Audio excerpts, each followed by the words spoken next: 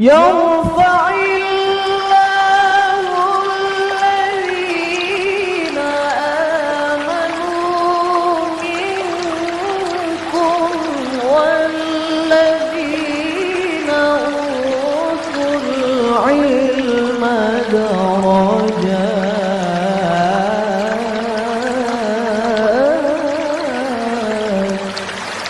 Alhamdulillah kita bisa bertemu kembali dalam pengajian rutin mingguan kita. Mudah-mudahan pengajian kita ini bisa membawa keberkahan bagi kita semuanya, menjadi ilmu yang bermanfaat, dan mudah-mudahan kita semuanya dan keluarga kita selalu diberikan kesehatan lahir dan batin oleh Allah Subhanahu wa taala.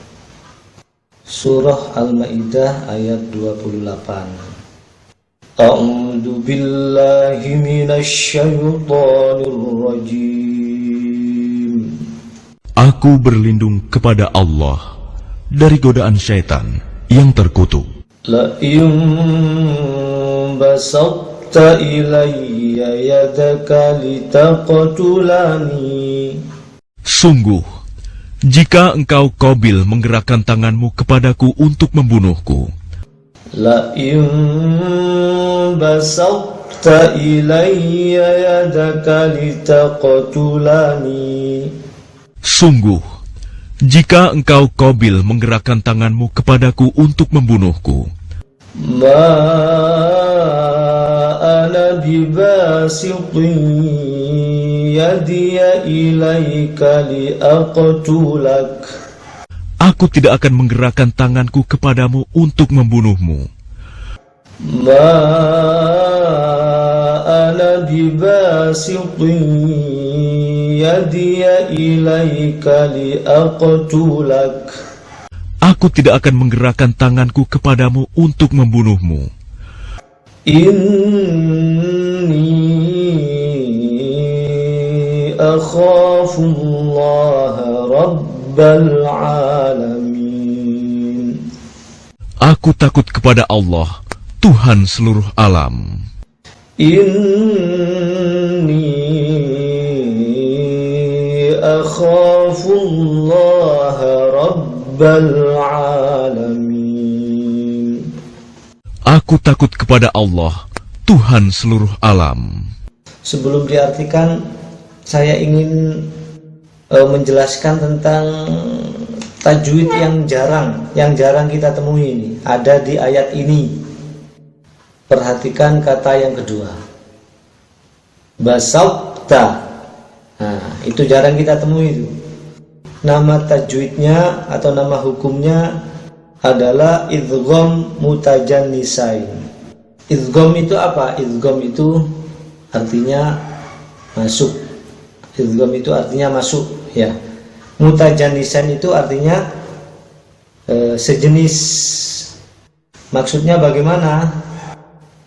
Kalau di qiraat kita ini yang berhukum idgham itu huruf pertamanya sukun, huruf yang keduanya adalah hidup, ya.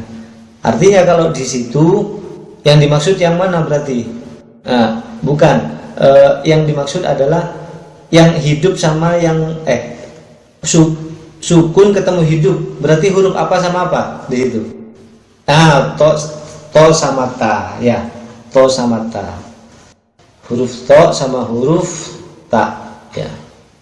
Nah, itu nama hukumnya adalah idgham mutajannisain. Atau dengan kata lain, makhrajnya sama tapi sifatnya beda. Nah, makhrajnya sama, sifatnya beda. Kalau diibaratkan mungkin sama-sama satu rumah gitu ya, sama-sama satu rumah, kan sifatnya macam-macam kan, sifat orang itu loh.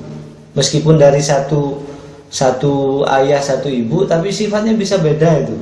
Idgham mutajannisain. Tempatnya sama tapi sifatnya beda. Yang mempunyai hukum seperti ini ada tiga macam ya.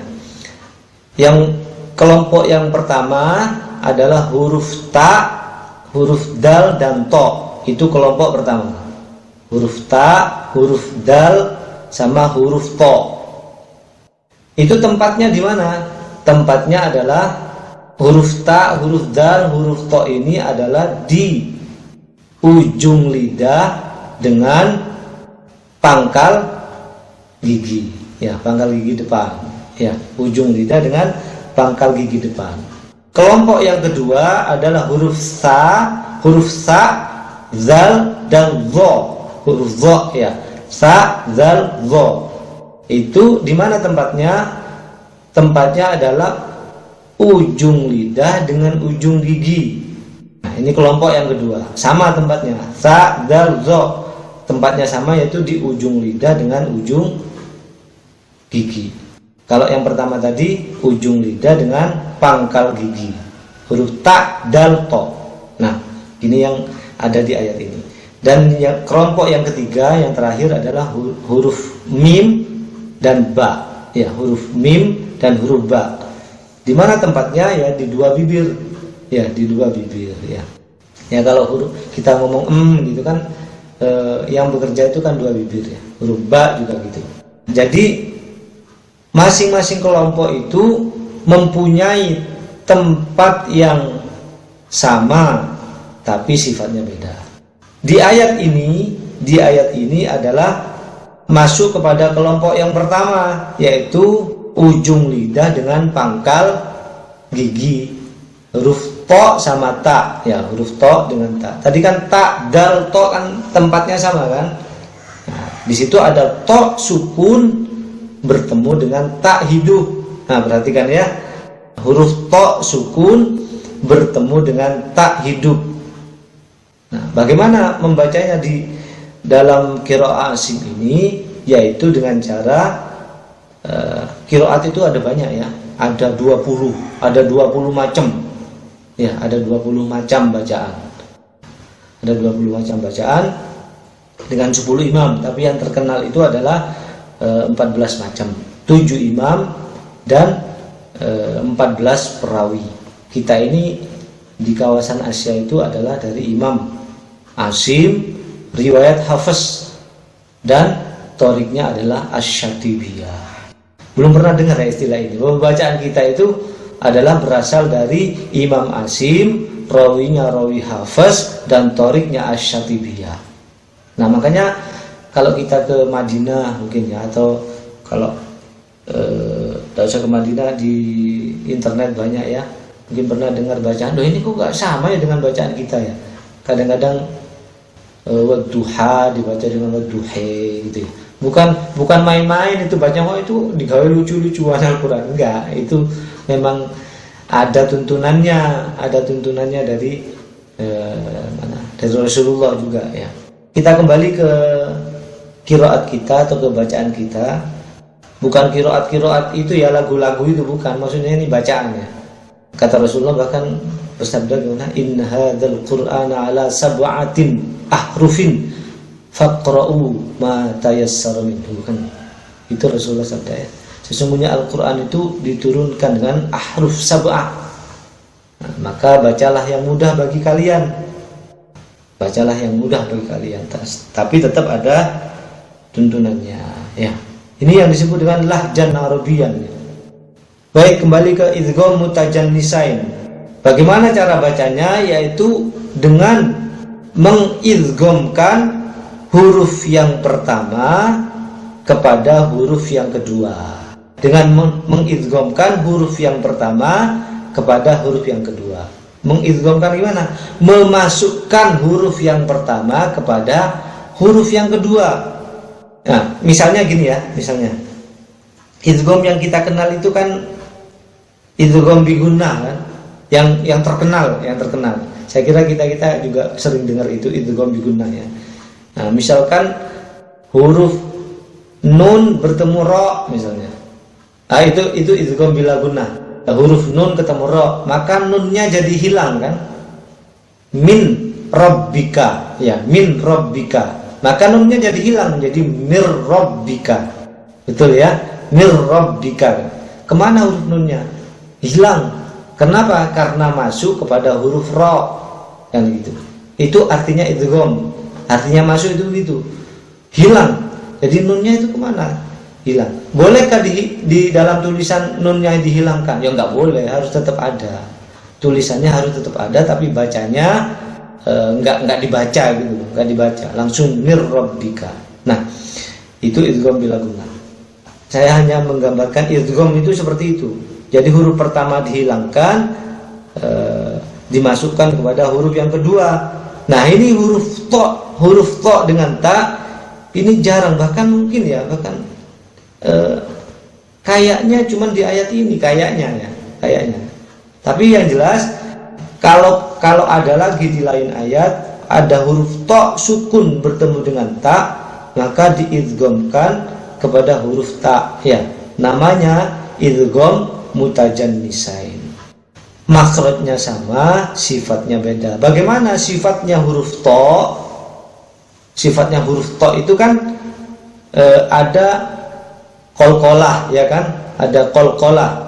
Nah, atau amana. Nah, kan ada kan kalau doa mau makan itu. Sesudah makan alhamdulillahilladzi atau amana. Ya, atau amana.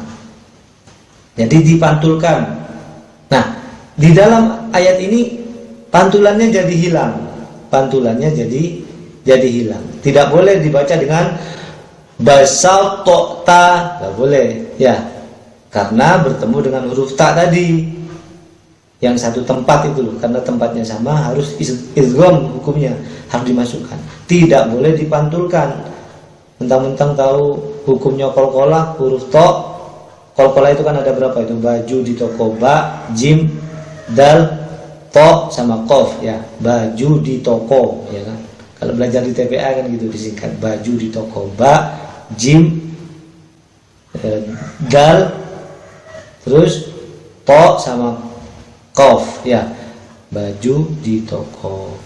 Nah, ini to dipantulkan mestinya basal kok ta, nggak boleh di ayat ini, nggak boleh dipantulkan, tapi dihilangkan pantulannya menjadi basal ta ya, basal ta. Nah, khusus di ayat ini supaya lebih jelas silakan dibuka surah Hud ayat 42. Udah ya, sudah ketemu ya. Perhatikan di situ ada irkab sama ma'ana di ayat itu. Maka huruf ba-nya nggak boleh dipantulkan itu, karena ini masuk ke dalam idgham mutajannisain. Irkab ma'ana ya. Maka bacanya menjadi irkam ma'ana. Irkam ma'ana. Irkam ma'ana ya. Jadi huruf ba-nya jadi hilang. Ini idgham mutajannisain. Kan tadi kan kelompok yang ketiga adalah mim sama ba kan, di dua bibir tadi. Nah, huruf ba sama mim. Ya, irkam ma'ana. Nah, tolong itu jangan ditutup. Maksud saya ditandai biar gampang bukanya. Ini belum selesai penjelasannya. Yang surah Hud itu loh.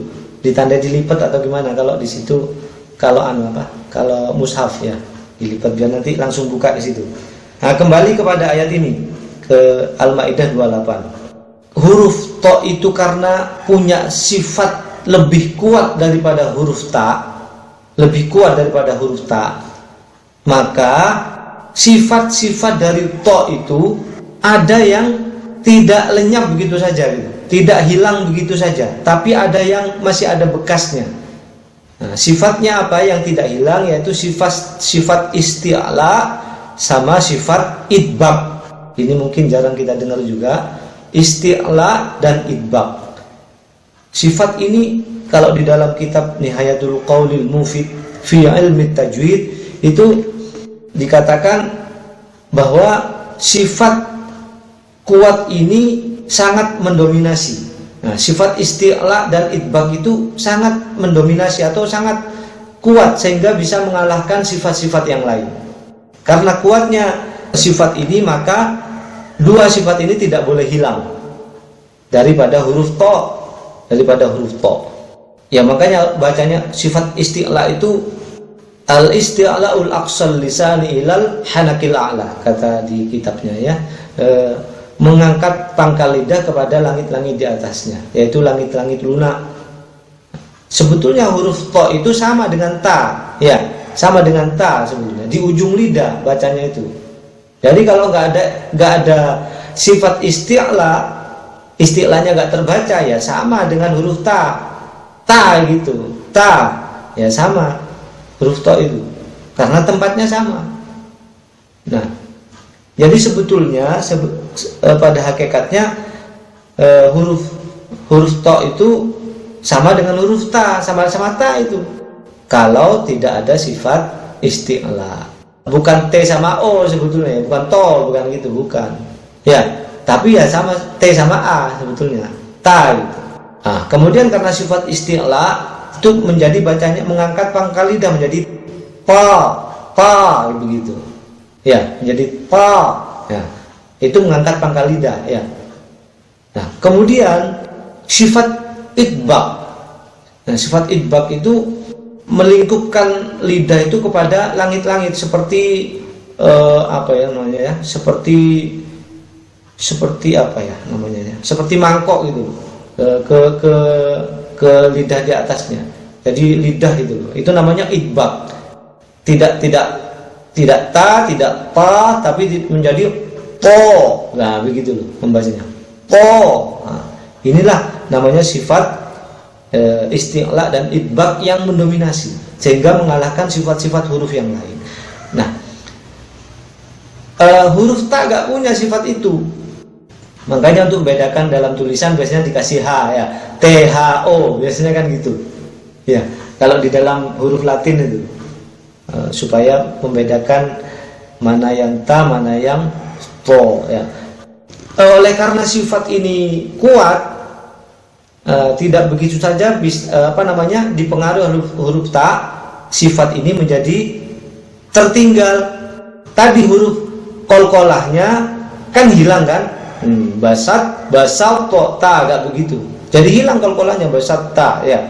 Hilang kolkolahnya, tapi dua sifat ini tetap ada. Di dalam bacaan ini tetap ada. Nah, di dalam bacaan ini harus tetap ada. Ibaratnya kalau tarik-tarikan gitu ya. Tarik-tarikan itu, kalau tadi kan idgham itu masuk, mungkin menggambarkannya tak sama to itu tarik-tarikan di pintu gitu. Tarik-tarikan di kongkon melebu gitu. Nah, di kon melebu. Tapi karena to itu kuat, ya melebu mungkin ndak setok mungkin gitu ya. Nah, kolkolahnya jadi hilang. Tapi awake sik nang di luar gitu. Mungkin kakinya masih kelihatan gitu. Nah, itu untuk menggambarkannya gitu. Sifat idbaqnya dan isti'la'nya itu tetap kelihatan. Makanya tidak boleh langsung basat ta, nggak boleh begitu. Basat ta nggak boleh. Harus tetap kelihatan sifat idbaq dan isti'la itu tadi menjadi basata, bacanya begitu. Pokoknya yang jelas kalau ada huruf to sama ta sama di seluruh Al-Quran hukumnya. Bacanya seperti itu, basata, tidak basata, enggak begitu, tapi basata. Kolkolahnya hilang, isti'la dan idbaqnya tetap ada. Nah, kemudian tadi saya suruh buka Al-Imran kan? Nah, silakan dibuka Al-Imran. Al-Imran ayat 69. Di situ perhatikan waddat ta'ifatun. Waddat ta'ifatun. Nah, perhatikan di situ. Perhatikan. Di situ kebalik. Kalau tadi kan to dulu. To-nya yang sukun. Ya, sekarang ta-nya yang sukun. Ta-nya yang sukun bertemu dengan to yang hidup. Nah, bertemu dengan to yang hidup, maka huruf ta diidghamkan kepada huruf to. Sama, ini namanya idgham mutajannisain. Tapi karena huruf to itu lebih kuat, maka huruf ta itu seakan-akan menjadi hilang, atau dalam bacaan menjadi hilang, betul-betul hilang. Jadi membacanya waddat ta'ifatun. Nah, begitu. Waddat ta'ifatun. Waddat ta'ifatun. Coba sama-sama. Ya, begitu ya. Jadi hilang, benar-benar hilang. Nah, makanya karena benar-benar hilang, maka idgham ini atau di surah Al-Imran ini ada yang menamakannya dengan idgham kamil. Jadi selain bernama idgham mutajannisain, disebut juga dengan idgham kamil. Ya, idgham kamil, idghamnya sempurna. Sempurna masuk kepada huruf yang kedua. Coba perhatikan di mushafnya huruf to di Al-Imran ayat 69 tadi ya. Al-Imran 69, huruf to-nya ada tasdidnya enggak? Kembali kepada Al-Maidah ayat 28. Sama-sama idgham mutajannisain. Basauta, ya, basauta. Tapi huruf ta-nya tidak ada tasdidnya. Di mushaf Madinah itu lebih enak aja kita bacanya. Nah, lebih bisa membedakan mana yang idgham kamil, mana yang idgham naqis. Nah, artinya kalau huruf yang kedua tidak ada tasdidnya, ini tidak diidghamkan secara keseluruhan atau tidak diidghamkan secara sempurna, itu idgham naqis ya. Makanya tadi sifat-sifat to-nya masih kedengaran ya, idbaknya dan istinanya. Jadi basauta ya, basauta. Nah, bacanya ya gitu. Itu maksudnya ya, maksudnya begitu. Baik, sehubungan dengan tajwid idgham mutajannisain ini ada yang mau ditanyakan sebelum saya lanjutkan? Baik, kita lanjutkan kepada tarjim ya, atau terjemah perkata lafziyah. Lain apa lain? Sungguh jika, sungguh apabila. Basauta, menggerakkan boleh. Sebetulnya basauto itu artinya ini ya. Mengulurkan boleh. Basauto itu arti dasarnya itu extend ya, kalau dalam bahasa Inggris extended. Pernah dengar extended kan? Apa extended?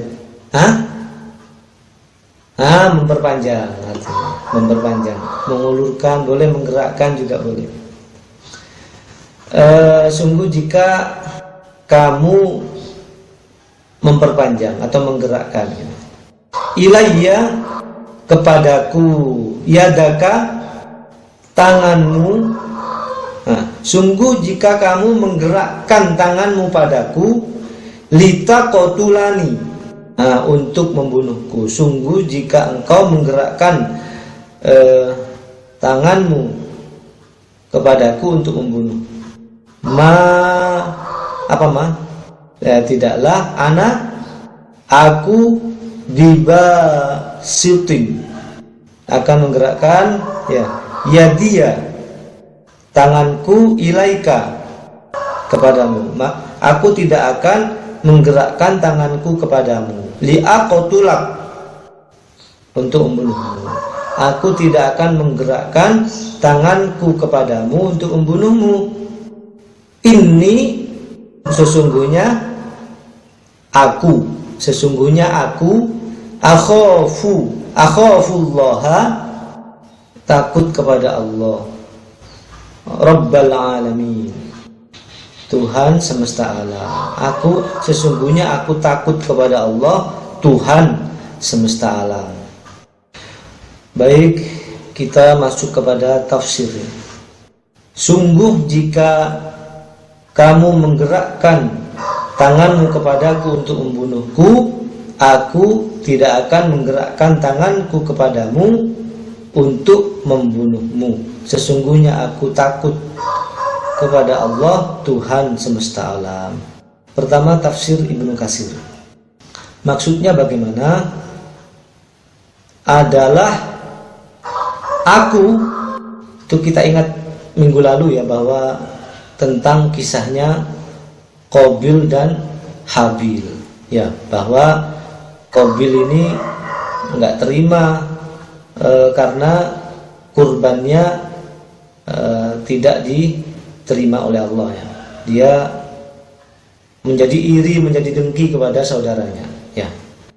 Maksudnya adalah aku, ini perkataan Habil, perkataan anak Adam yang soleh, perkataan anak Adam yang baik, mengatakan seperti ini, diabadikan dalam Al-Quran. Aku tidak akan membalas perbuatanmu yang jahat itu dengan kejahatan yang serupa. Dengan kejahatan yang serupa. Jadi kalau dia berbuat jahat kepadaku, maka aku tak akan membalasmu. Ini luar biasa ini ya. Inilah teladan kita semuanya ya. Aku tidak akan membalas perbuatanmu yang jahat itu dengan kejahatan yang serupa, karena akan berakibat aku dan kamu menjadi sama-sama berdosa. Ya ini. Nah, jadi apa bedanya kita sama si dia? Kalau kita sama-sama melakukan balasan pembunuhan, sama saling bunuh-membunuh ya. Dia berbuat jahat pada kita, ya sudah ya, kita ingatkan, kita cegah. Kalau nggak bisa, ya terserah, itu urusannya dia dengan Allah. Dan setiap perbuatan jahat itu akan menuai balasannya ya, karena akan berakibat aku dan kamu menjadi sama-sama berdosa, kata Habil, atau dalam tafsir Ibnu Katsir. Aku takut kepada Allah jika aku berbuat seperti apa yang hendak kamu perbuat. Aku akan tetap sabar dan mengharapkan pahala dari Allah atas kesabaranku. Hal ini dikatakan oleh Habil di saat saudaranya mengancam akan membunuhnya tanpa salah dan dosa apapun. Abdullah bin Amr berkata, demi Allah, sesungguhnya dia atau yang terbunuh itu, siapa maksudnya? Habil ya. Sesungguhnya Qabil dan Habil ini nggak ada ya dalam Al-Quran, itu nggak pernah disebutkan namanya. Ini kayaknya ada di dalam kitab-kitab umat terdahulu ya. Mungkin kalau nggak di Taurat ya di Injil mungkin ya. Tapi kalau dalam Al-Quran nggak ada ya. Tapi ini disebut juga di dalam tafsir Ibnu Katsir, namanya Qabil dan Habil. Qabil yang membunuh, Habil yang dibunuh. Abdullah bin Amr berkata, demi Allah sesungguhnya dia atau yang terbunuh itu. Nah ini Abdullah bin Amr juga hati-hati tidak menyebut nama Habil ya. Nah, tapi nggak apa, kita sebut aja untuk menggampangkan pemahaman ya dalam kisah ini ya. Karena ulama juga menyebutnya ya. Sesungguhnya dia atau Habil lebih kuat daripada Qabil ya, lebih kuat daripada Qabil mungkin secara fisik ya. Tapi dia dihalangi oleh perasaan takut berdosa. Dia dihalangi oleh perasaan takut berdosa. Kalau dalam tafsir Ibnu Katsir dia disebut dengan warok atau disebut dengan warok ya. Bukan itu ya, bukan warok mana Ponorogo, itu bukan itu ya. Tapi warok itu takut dengan dosa ya. Takut berbuat dosa. Nah, sesungguhnya dia lebih kuat sebetulnya. Kalau mau melawan itu kalah itu Qabil ini. Nah, ini dalam tafsir Ibnu Katsir. La im basatta ilayya yadaka litaqtulani ma ana bibasitin yadiya ilaika liaqtulak inni akhafullaha rabbal alamin. Maksudnya aku tidak akan membalas perbuatanmu dengan perbuatan yang serupa yang dapat membuatku terjerumus bersamamu ke dalam kesalahan dan kejahatan yang sama. Aku tidak akan membalasmu bukan karena aku pengecut, bukan karena kelemahan, dan bukan karena ketidakmampuanku, tapi karena aku takut kepada Allah, Tuhanku, Tuhanmu, dan Tuhan seluruh makhluk. Membunuh jiwa manusia tanpa alasan yang benar merupakan permusuhan terhadap Allah, karena dialah yang menciptakannya dan dia jugalah yang memeliharanya. Dan ini adalah puncak nasihatnya sebagai seruannya yang terakhir kepada Qabil, dengan harapan jiwa saudaranya yang lemah itu dapat sadar dan takut terhadap kesudahan yang buruk jika tetap melakukan kejahatannya. Jika dengan ini Qabil tetap ingin membunuhnya, maka sesungguhnya pembelaan diri tidak akan lagi berguna. Jika dengan nasihat-nasihat seperti ini Qabil tetap ingin membunuhnya, maka pembelaan diri sudah tidak akan lagi berguna, ya sudah nggak ada gunanya membela diri. Ya diam saja. Kita pernah membahas masalah benci kan, masalah kebencian, masalah kedengkian, bahwa gimana orang yang benci itu tidak butuh penjelasan, ya. Orang yang benci itu tidak butuh ceramah. Orang yang benci itu tidak butuh klarifikasi. Nah, yang dibutuhkan apa? Ya sudah, yang dibutuhkan melaksanakan kebenciannya, kan begitu, menuruti hawa nafsunya. Nah, orang benci tidak butuh klarifikasi. Mau diklarifikasi kayak apa aja percuma, kecuali pada saat itu Allah memberikan hidayah.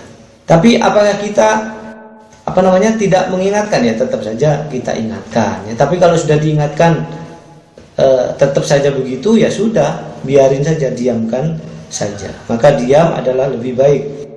Maka selesailah tugas Habil memberikan nasihat. Selanjutnya terserah Allah.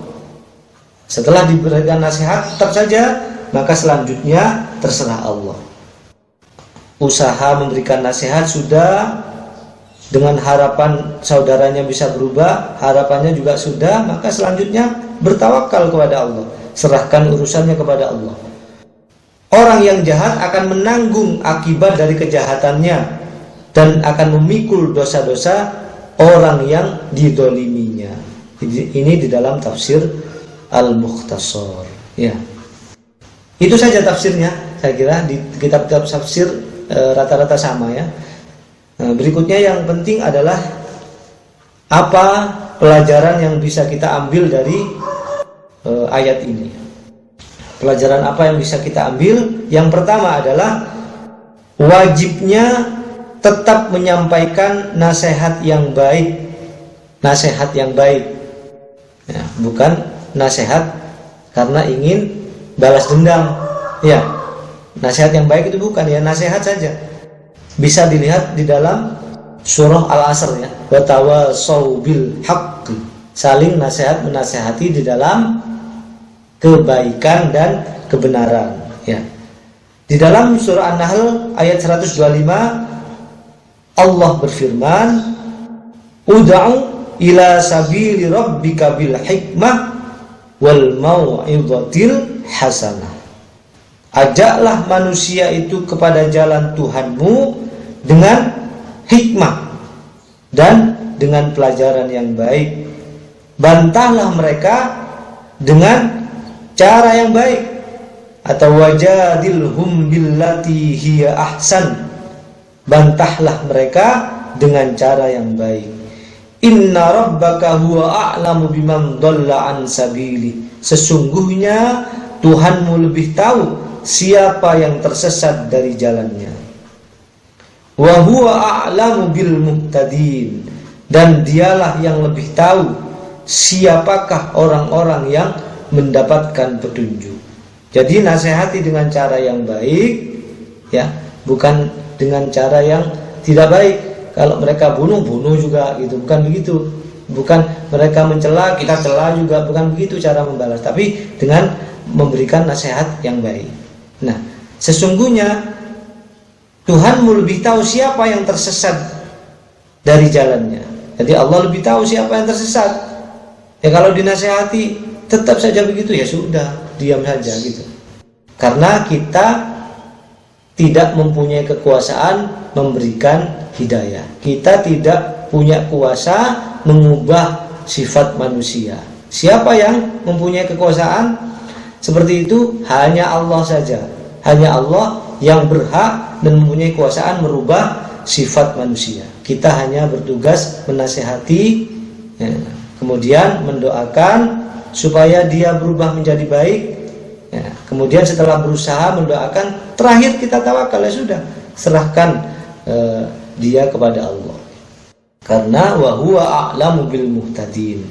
Dialah yang lebih tahu siapa orang-orang yang pantas mendapatkan petunjuk, siapa orang-orang yang pantas mendapatkan hidayah.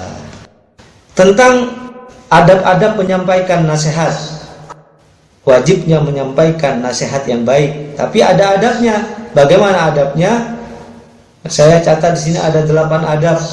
Yang pertama adalah niat yang ikhlas dalam menyampaikan nasihat. Ikhlas karena Allah menyuruh kita menyampaikan nasihat yang baik, ya, bukan karena nafsu kita. Sebagaimana Allah berfirman dalam surah Al-Maidah pada ayat sebelumnya, innama yataqabbalullahu minal muttaqin. Sesungguhnya Allah akan mengabulkan amalan dari orang-orang yang bertakwa. Jadi korban Habil kan diterima. Allah akan menerima dari orang-orang yang ikhlas saja, dari orang-orang yang bertakwa saja. Kalau nggak ikhlas nggak akan diterima sama Allah, ya. Ya, itu yang pertama, niat yang ikhlas. Yang kedua, mutaba'ah atau sesuai tuntunan syariat dalam menyampaikan nasihat. Yang ketiga, bagaimana syariat menyampaikan nasihat atau adab menyampaikan nasihat? Gunakan kata-kata yang baik, tidak boleh mencela, tidak boleh menyebut si dia yang kita nasihati dengan kata-kata yang buruk. Gunakan kata-kata yang baik. Di dalam surah Thaha ayat 44, faqula lahu qawlan layyinan la'allahu yatadzakkaru aw yakhsha. Hendaklah kalian berkata kepadanya dengan perkataan yang lemah lembut agar dia ingat dan takut kepada Allah. Ini asbabun nuzulnya adalah tentang kisah Musa kepada Fir'aun. Kurang jahat bagaimana Fir'aun? Kurang jahat bagaimana lagi? Tapi Allah tetap memerintah Musa untuk berkata kepadanya, untuk menasehatinya dengan perkataan yang baik dan perkataan yang lemah lembut. Yang keempat adalah tabayyun. Hendaknya kita memberikan nasihat kepada orang lain tidak bertopang kepada kabar yang tidak jelas dan kepada kabar yang didasarkan kepada dugaan atau prasangka. Ya, jadi kita memberikan nasihat kepada orang lain harus jelas dulu. Tidak bertopang kepada kabar yang tidak jelas atau kepada prasangka, ya. Jadi harus tabayyun dulu, sebagaimana Allah berfirman di dalam surah Al-Hujurat ayat 6. Yang kelima, tidak boleh suudzon. Nasihat tidak boleh didasari dengan prasangka yang buruk. Kalau tadi kan tabayyun itu karena ada berita yang tidak baik tentang saudara kita, kemudian berita itu nggak jelas sebetulnya benar atau enggaknya, kemudian kita nasihati, ya, padahal belum tentu benar. Nah, itu harus tabayyun. Suudzon, dari prasangka yang buruk kita. Itu kabar dari mana? Dari diri kita sendiri yang berprasangka buruk, terus akhirnya kita menyampaikan nasihat yang tidak pas, ya. Yang keenam, jangan memaksa agar nasihat kita diterima. Nah, karena ini adalah perbuatan yang zalim. Al-Haytham bin Jamil berkata, saya pernah berkata kepada Imam Malik bin Anas, seorang alim terhadap sunnah Nabi, apakah dia boleh berdebat tentang as-sunnah? Seseorang yang alim terhadap sunnah Rasulullah, apakah dia boleh berdebat tentang as-sunnah? Maka Imam Maliki menjawab, jangan. Sampaikan as-sunnah, sampaikan Islam ini, jika diterima maka itulah harapan kita. Jika tidak diterima, ya sudah, diam saja. Diam aja, kata Imam Malik. Kebaikan itu tidak boleh dipaksakan, ya. Karena itu suatu kezaliman. Bahkan kita kalau memaksa, kita jadi berdosa, ya. Yang ketujuh, adabnya adalah tidak di depan halayak umum. Tidak boleh menasihati di depan halayak umum. Yang kedelapan, jangan tahrish. Tidak boleh tahrish atau memancing pertengkaran. Berusaha untuk selalu menasihati dengan kebenaran dan dengan cara yang benar. Berdoa agar nasihat kita diterima oleh yang bersangkutan. Berharap kepada Allah dan serahkan hasilnya kepada Allah. Diterima atau tidak, itu terserah Allah, ya. Itu yang pertama. Jadi pelajaran yang pertama dari ayat ini. Apa tadi? Wajibnya menyampaikan nasihat yang baik, ya, dengan cara yang baik.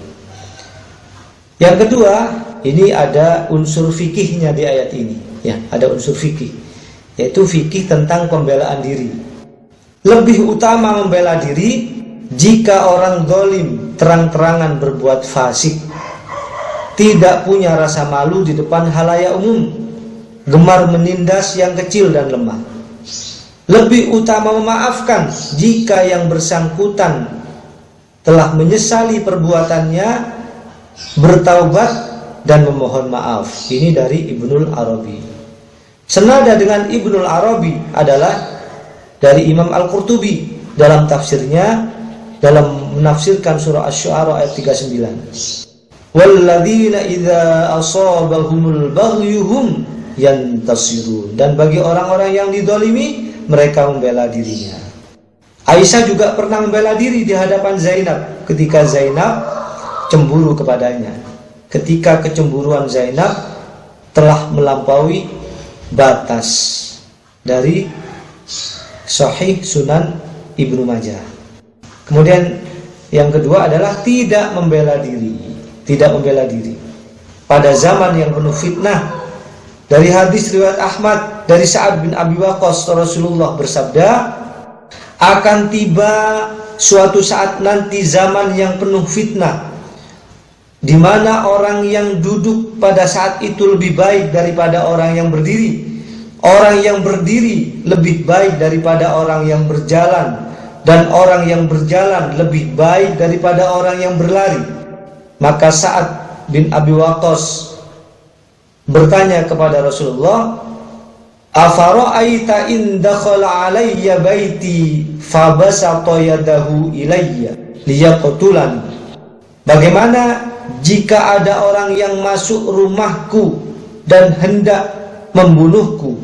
Qala, maka Rasulullah bersabda, kun kabni Adam, jadilah kamu seperti anak Adam, yaitu Habil maksudnya, nggak usah dibalas.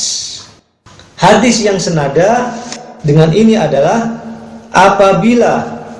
apabila kalian berada di dalam pertikaian antar saudara, maka jadilah seperti yang terbaik dari dua anak Adam. Ini saya dapatkan dari tafsir Al-Madinah, ya. Dan hukum ini adalah untuk pertikaian antar saudara seiman disebabkan oleh hal-hal yang syubhat. Kan banyak antar saudara yang saling bertikai, ya, terutama dalam hal warisan. Berikutnya dalam tafsir At-Tabari, dikatakan Habil berkata, aku sekali-kali tidak akan menggerakkan tanganku kepadamu jika kamu menggerakkan tanganmu kepadaku untuk membunuhku. Maka hal itu dia katakan karena haram baginya untuk membunuh saudaranya, sebagaimana Qabil juga haram untuk membunuh dirinya. Nah, mengapa Habil tidak mencegah saudaranya ketika ia hendak dibunuh olehnya? Maka ini tidak ada yang tahu alasannya. Tapi dalam tafsir At-Tabari dikatakan bahwa ada ahli ilmu yang mengatakan, atau ada ulama yang mengatakan, sebabnya kenapa? Karena dia tidak tahu ketika hendak dibunuh olehnya. Qabil membunuhnya dengan tipu daya, ia membunuh Habil ketika ia sedang tidur dengan cara memecahkan kepalanya dengan batu. Ini dalam tafsir At-Tabari. Dalam hadis riwayat Bukhari Muslim, apabila dua orang muslim saling berhadapan dengan pedangnya masing-masing, maka yang membunuh dan yang terbunuh akan dimasukkan ke dalam neraka. Mereka bertanya, "Ya Rasulullah, kalau yang membunuh kami maklum, tapi yang terbunuh kenapa juga dimasukkan ke dalam neraka?" Rasulullah bersabda, "Sesungguhnya dia pun berkemauan keras untuk membunuhnya." Nah, tentang hadis dari Sa'ad bin Abi Waqqas tadi, kun kabni Adam, jadilah kamu seperti anak Adam pada zaman fitnah.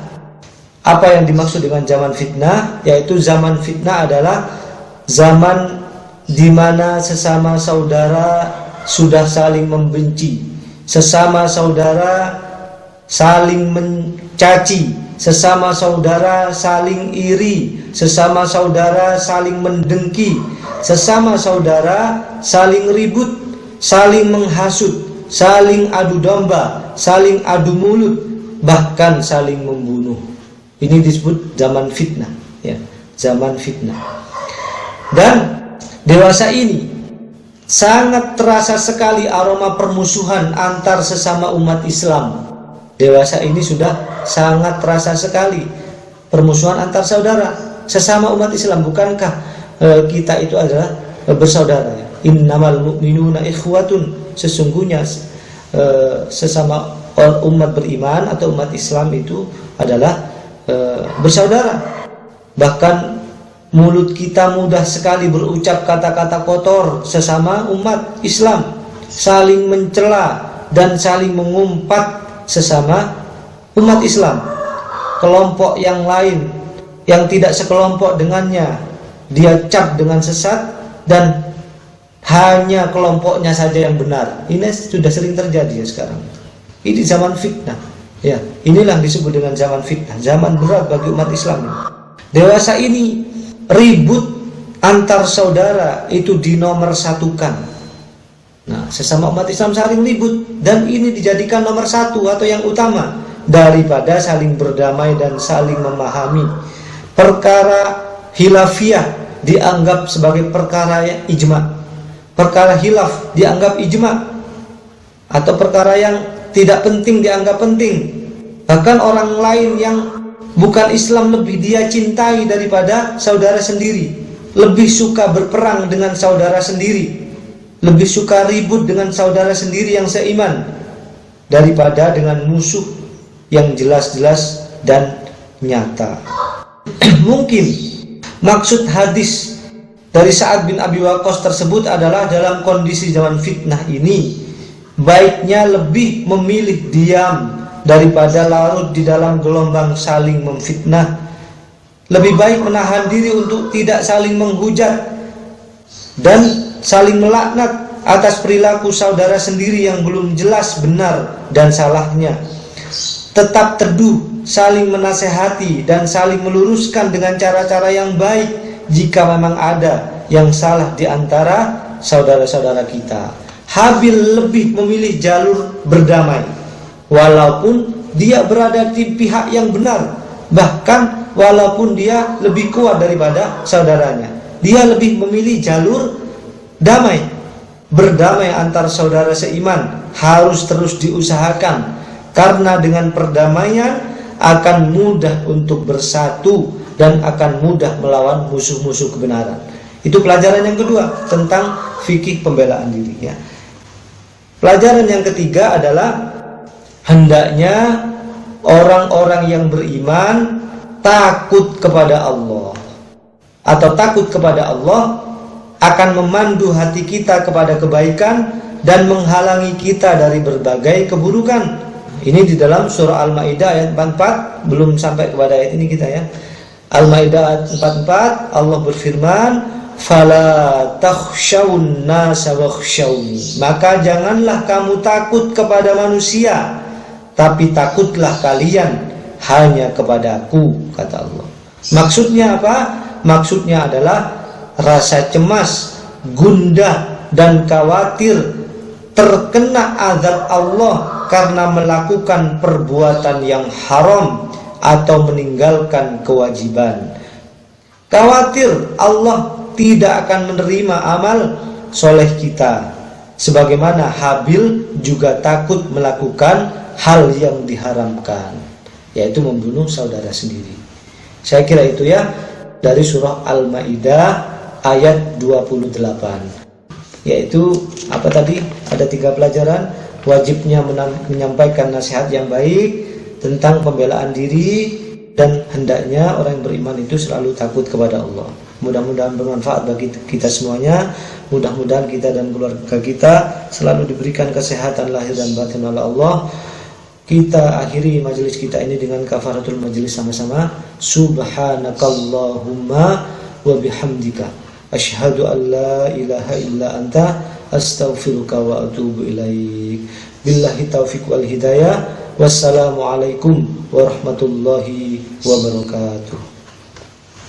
Walhamdulillah.